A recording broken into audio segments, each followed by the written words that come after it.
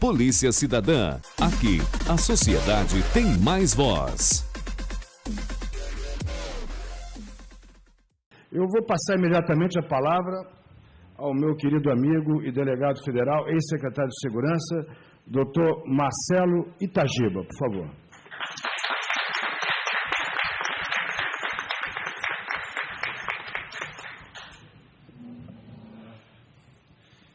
Meu bom dia a todos, bom dia, presidente Moderno.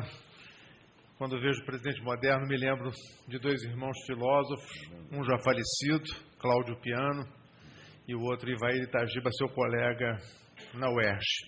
Quando vejo aqui os magistrados, me recordo de meu pai, que foi desembargador e presidente do Tribunal de Justiça do Estado do Rio de Janeiro.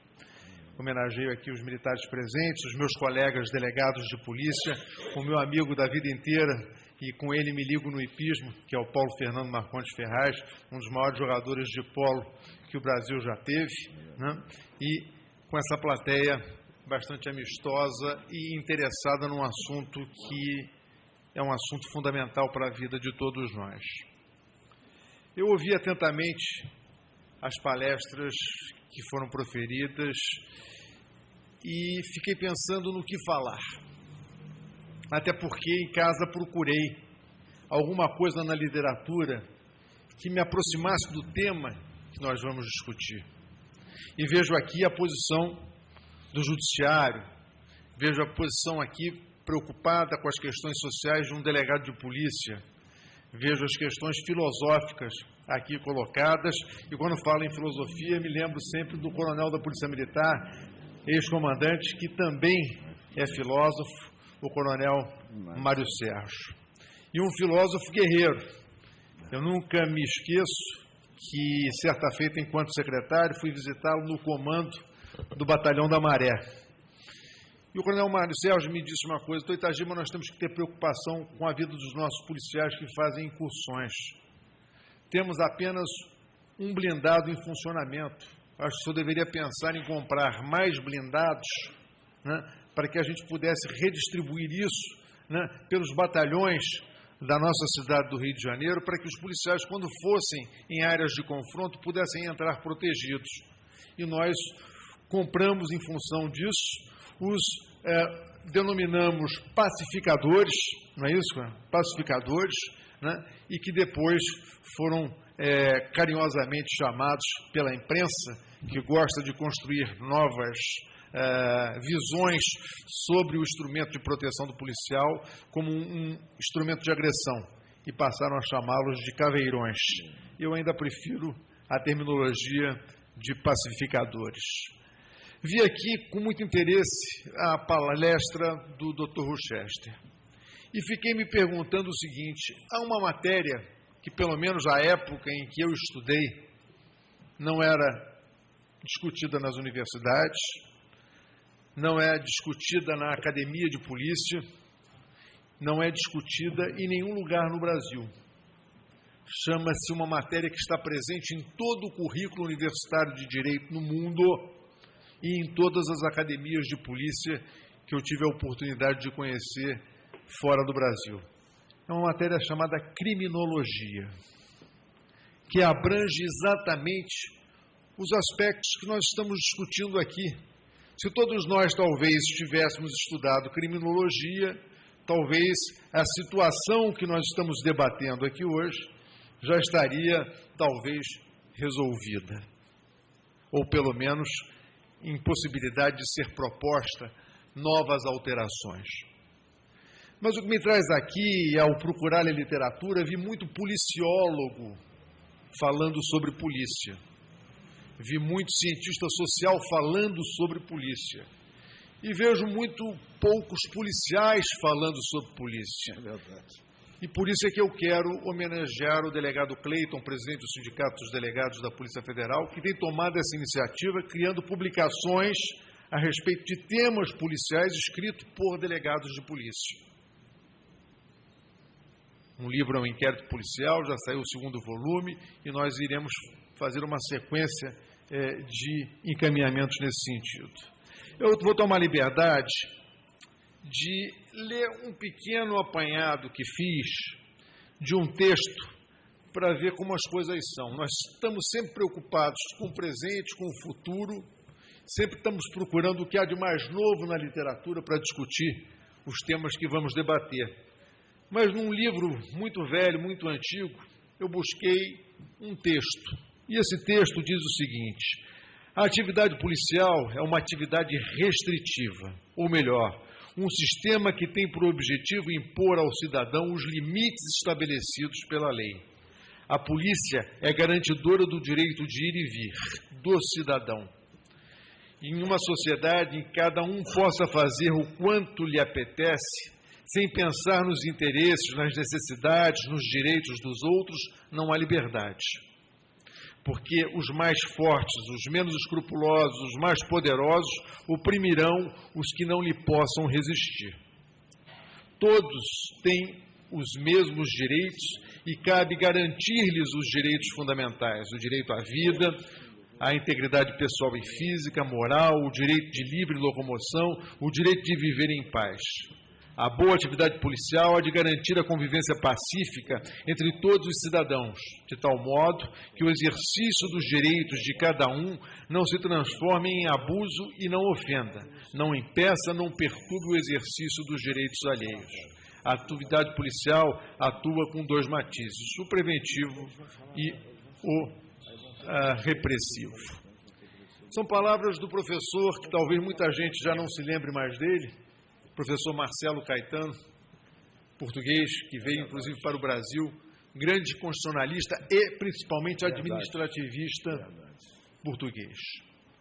Então, a nossa atividade é uma atividade que cerceia o abuso à liberdade, que cerceia o indivíduo que quer se sobrepor aos outros indivíduos. Por isso é que nós somos muitas vezes incompreendidos ou até mal vistos. Quantas pessoas nós temos hoje aqui nesse auditório? 50 pessoas? Vamos contar quantas pessoas somos?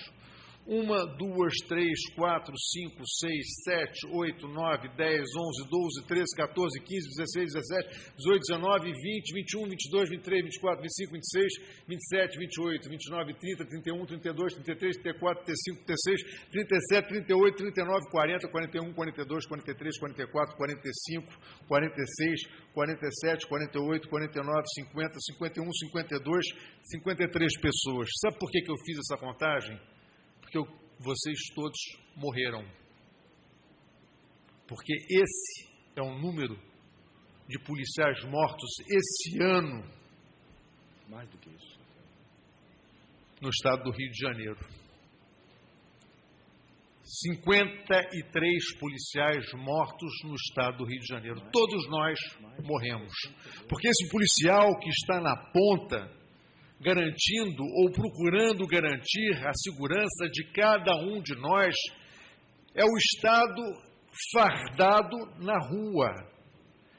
Então, quando um policial desse morre, todos nós morremos e o Estado está sendo afrontado porque o policial é o homem fardado representando esse Estado. E ninguém se preocupa com isso, a não ser os próprios policiais, que assim mesmo já começam a ver essa questão como uma questão muitas vezes banal, porque é mais um colega que morreu no cumprimento da missão. E isso não tem nada de banal. Isso é uma sociedade em guerra. E esse é o desafio que nós temos. Compreendo as preocupações do Dr. Rochester, compreendo as preocupações do Judiciário, mas o que eu cada vez mais vejo é uma disputa interna por um metro de poder. É o Ministério Público querendo exercer a atividade investigativa privativa da polícia. É a PM querendo fazer o ciclo completo, invadindo a atribuição dos delegados. São os delegados tendo uma tropa ostensiva para muitas vezes fazer um papel que cabe à PM. São as audiências de custódia que são uma beleza. É a lei, é o Pacto de São José da Costa Rica que está sendo cumprido no Brasil. E eu pergunto, cumprido aonde? No Rio de Janeiro, na capital? Em São Paulo, na capital? Como funciona isso no resto do Brasil? Até porque essa legislação é uma legislação federal e é uma legislação que está vigendo, ela tem que entrar em vigor para todos no mesmo momento. Por que para alguns sim e para outros não? Quando essa audiência de custódia já é feita pelo próprio delegado de polícia, quando encaminha e comunica essa prisão em flagrante ao magistrado e ao próprio Ministério Público. Então, o que eu vejo é uma desinteligência e um desentendimento institucional entre aqueles que são os agentes da segurança pública querendo assumir as atribuições de quando não fazem as suas próprias atribuições de forma correta e de forma adequada. Eu vejo, por exemplo, quantos de nós já praticamos hoje a nossa infração ou o nosso delito?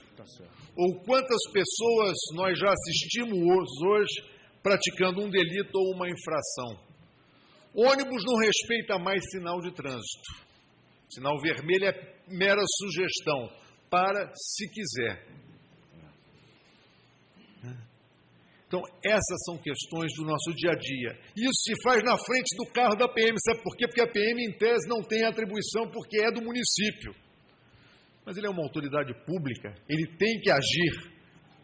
Mas ele não age porque não tem formação, informação e até comando para agir nessas infrações.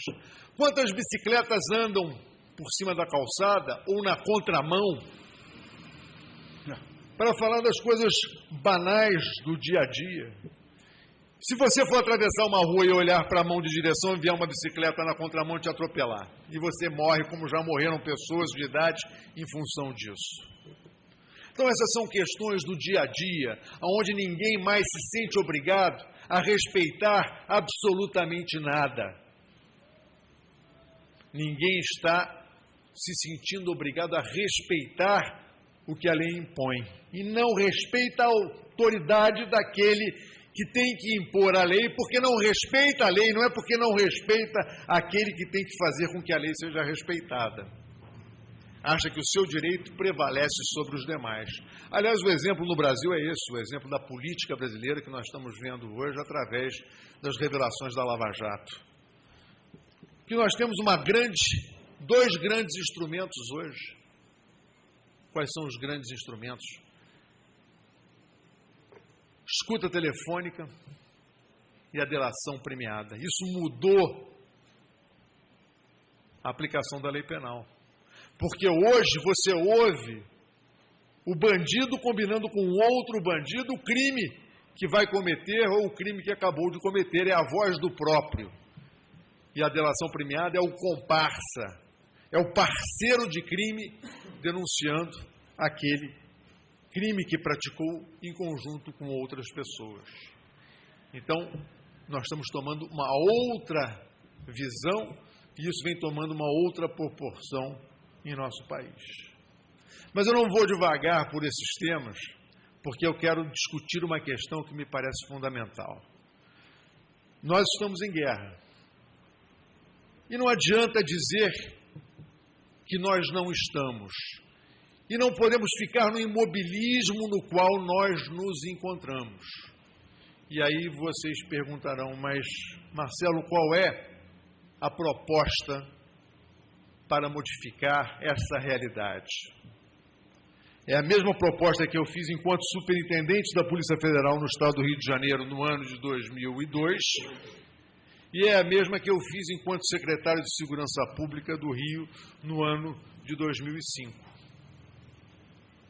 Ambas não tiveram sucesso, porque não puderam ser implementadas.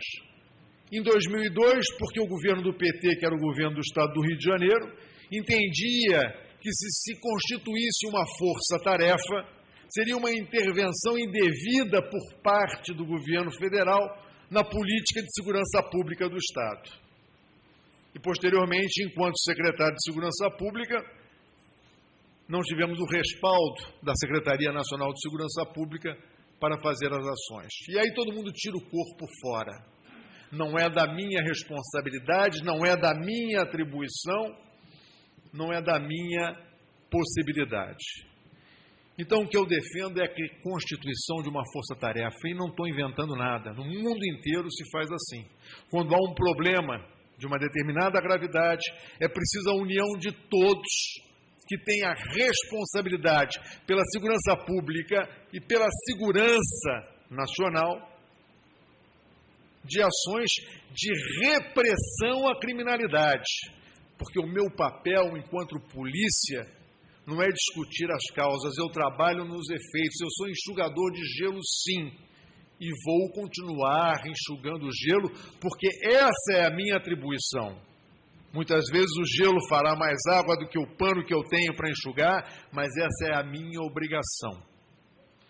Então eu defendo a constituição de uma força-tarefa, aonde se integre Polícia Civil, Polícia Militar, Polícia Federal, Polícia Rodoviária Federal e as Forças Armadas. Não estão fazendo isso agora em função dos Jogos Olímpicos? E depois dos Jogos Olímpicos isso acaba? Quando nós temos elementos fortemente armados em comunidades ou em não comunidades, eles têm que ser reprimidos, eles têm que ser desarmados, eles têm que ser desalojados, eles têm que ser presos. Eles têm que ser tirados de circulação. E para fazer isso, só com um conceito chamado inteligência, onde você levanta os dados necessários, massa, que é força suficiente, né, em número de pessoas para fazer aquela incursão, para dominar um território, e a força letal suficiente para se contrapor à força letal que vem contra você. Toda ação, uma reação igual e contrária. Então, não há possibilidade de nós mantermos dentro do Rio de Janeiro situações onde o Estado não tem poder de enfrentamento e de prisão e desarmamento desses indivíduos, desses elementos. Aí alguns vão dizer, mas as Forças Armadas não podem fazer isso, a não ser para a manutenção da lei e da ordem, segundo se estabelece a Constituição. E aí eu escrevi um artigo no Jornal Globo, chamado Legitimidade para Agir. E nesse artigo eu pontuo que cada vez que uma arma é subtraída de um quartel, de uma unidade militar, cada vez que um armamento de guerra que está submetido ao controle do Exército Brasileiro se encontra na mão de um criminoso, se encontra na mão de um bandido, as Forças Armadas instauram o que se chama um inquérito policial militar para apurar o desaparecimento daquele armamento dos quartéis. E com base nisso ele tem o respaldo do Judiciário Militar para fazer busca e apreensões, para fazer prisões, para fazer incursões. Então o respaldo legal, quando se quer, existe. Quando não se tem vontade política, não há respaldo jurídico que faça com que essa força atue. Então nós temos um problema grave e nós temos uma solução para esse problema. Qual é a solução? É o criminoso saber que existe força policial do Estado capaz de confrontar e de tirá-lo de circulação. Aí nós vamos entrar em 1001 questões de âmbito social. Porque falta escola, porque falta saúde, porque a situação é assim porque essas crianças estão abandonadas, criança tem o direito de fazer o que quer e não pode ser impedida no seu ir e vir, quando para mim criança só tem um direito, é o direito de estudar, de ir para a escola, de poder andar livremente na sua comunidade sem ter que olhar para um fuzil, sem ter que olhar para uma pistola. Então eu acho que essa é a questão fundamental que nós temos que debater. Nós hoje no Rio de Janeiro somos uma grande favela com uma pequena cidade no meio. Sem dúvida, existe um grande apartheid social. Mas esse apartheid social, as primeiras e principais vítimas dessa violência, desses grupos armados nessas localidades, são exatamente as pessoas que lá vivem. Não somos nós que estamos aqui no asfalto, cercado pelas grades dos nossos prédios e das nossas janelas. Mas esses indivíduos que sim estão submetidos a um poder paralelo que atua de forma a submeter aquela comunidade ao seu jugo. É uma ditadura armada que impõe o seu desejo e a sua vontade e algumas vezes concede algumas benesses para conquistar um maior número de apoio naquela comunidade. Mas enquanto nós não tivermos a consciência de que precisamos libertar essas comunidades, e não será através das unidades de propaganda política, chamadas UPPs, que nós conseguiremos isso.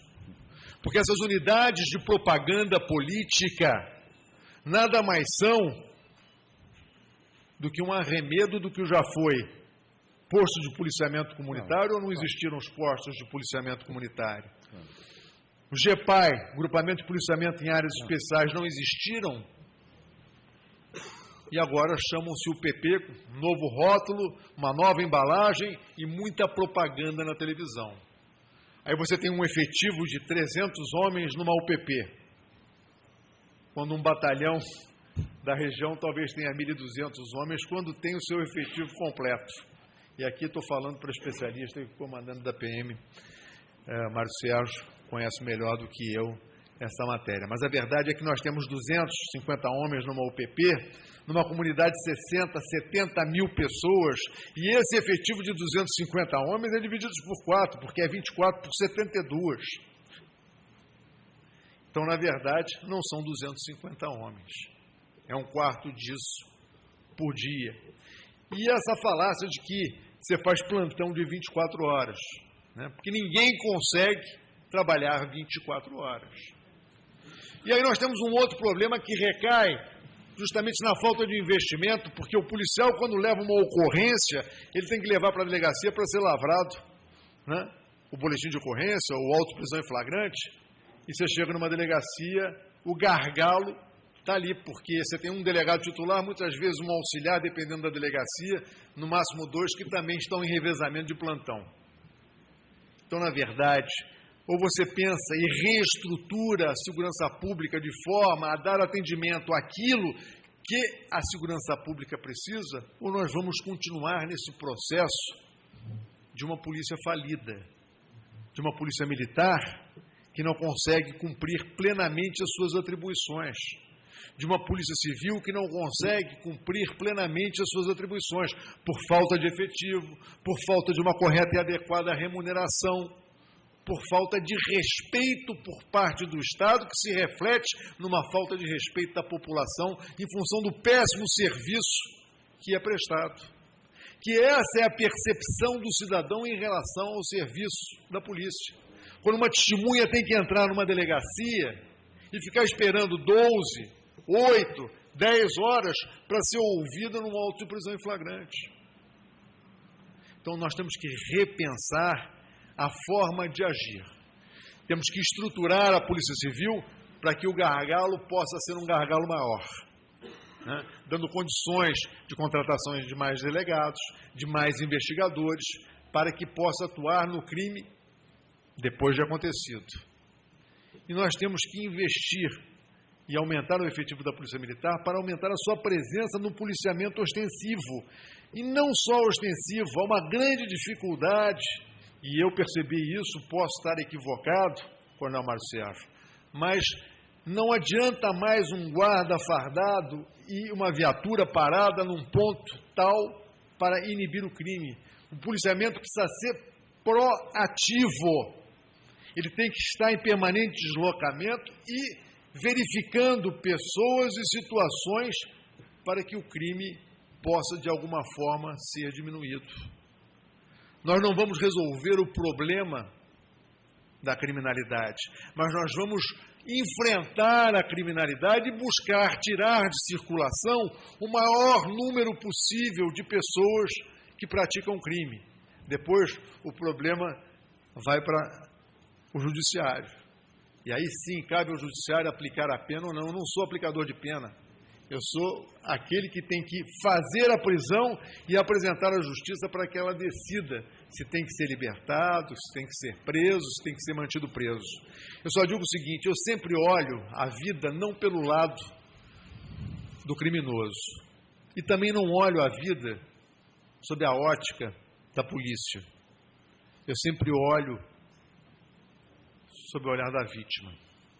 Porque eu fico pensando, e vi recentemente, e toda hora uma matéria falando sobre esse assunto, quer dizer, a Richthofen sai no dia da mãe, ou no dia do pai, né, que é um direito do preso, né, quando ela matou o pai e a mãe. Quer dizer, a pessoa que vê essa matéria pensa o quê? Nós temos que entender o lado dessas pessoas que estão ali e não são aplicadores e operadores do direito. Como é que fica uma Glória Pérez que anda pela Avenida Visconde de Pirajá e dá de cara com um indivíduo que matou a sua filha? Porque a pena no Brasil e a sua progressão são muito permissivas. Porque nós estamos todos preocupados com o número de encarceramento. Mas eu acho que o encarceramento não é necessário, até porque, se nós não fizermos o nosso papel enquanto policiais, enquanto promotores públicos, e não sei se tem algum promotor público presente aqui hoje, e enquanto juízes, se nós não fizermos o nosso papel, quem vai fazer? A própria população, através de atos de linchamento, né? Porque uma, e a principal, talvez, função do Estado, quando o cidadão delegou, seja em Hobbes, em Montesquieu, em Locke, ao Estado, né, a possibilidade de se constituir ou de existir, o fez abrindo mão da vingança privada e entregando ao Estado a possibilidade de agir em nome do cidadão para punir aquele que praticou o delito.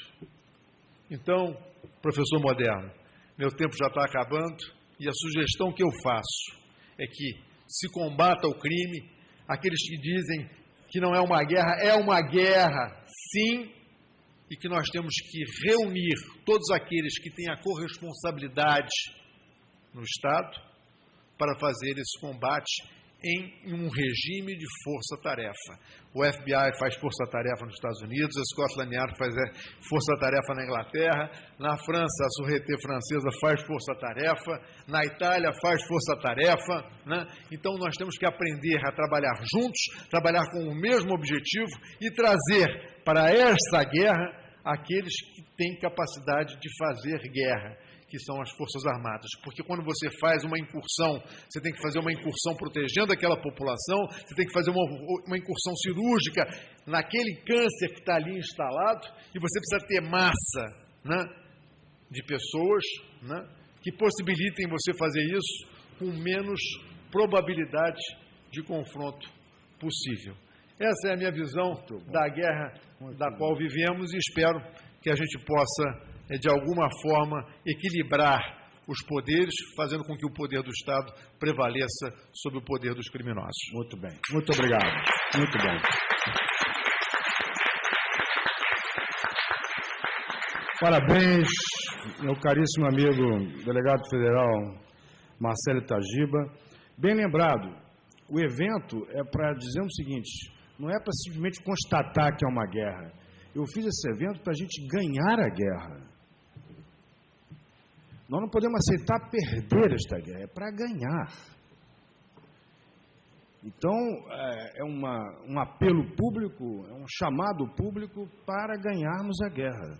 E isso só através dessa união, da qual várias sugestões foram dadas. Eu me lembro até a propósito do que foi dito, a chamada que eu chamo de querela das facas. Se lembram disso? Que as autoridades disseram o seguinte, não se pode fazer nada, todo mundo pode andar com faca na rua. Ah, é? Todo mundo pode andar com faca na rua? Com peixeira? Ah, não ligue para a polícia, não, porque não é absolutamente legal andar com facas. Onde é que nós estamos? Aí, claro, se um civil, um cidadão anda com uma faca, ele é preso. Mas o criminoso com uma faca não é preso. É exaltado na rádio e televisão como uma coisa natural. Sempre que eu pego um táxi, a primeira pergunta que eu faço, logo depois de sair do carro, eu começo a perguntar sobre segurança pública. E pergunto se eles entram em comunidades, as favelas. Ah, claro. E o que é que o senhor vê? Aí eu vejo que tem uma UPP, a 100 metros está todo mundo de fuzil, pistola, todo mundo vendendo droga, numa boa. Todos dizem isso. Então eu peguei um táxi que não diga isso. Que a 100 metros, 150 metros, está todo mundo de fuzil. Então, olha a humilhação dos policiais também numa situação, né, que se sentem impotentes. Polícia Cidadã. Aqui, a sociedade tem mais voz.